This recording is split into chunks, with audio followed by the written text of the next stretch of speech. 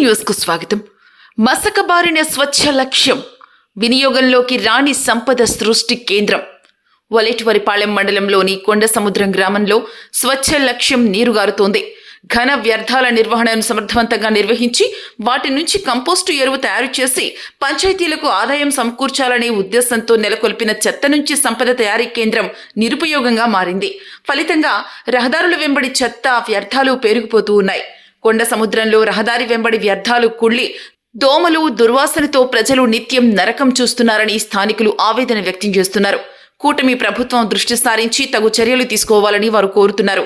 ఈ విషయంపై ఈఓఆర్డి రమేష్ బాబు మాట్లాడుతూ ఈ నెల 15వ తేదీ లోపల డంపింగ్ యార్డ్ వినియోగంలోకి తీసుకువస్తామని, కాలువల్లో చెత్తా చెదారం, రోడ్డు వెంబడి ఉన్న చెత్తా చెదారాన్ని క్లియర్ చేస్తామని పంచాయతీ సెక్రటరీ చెప్పి తీర్చేస్తామని తెలిపారు.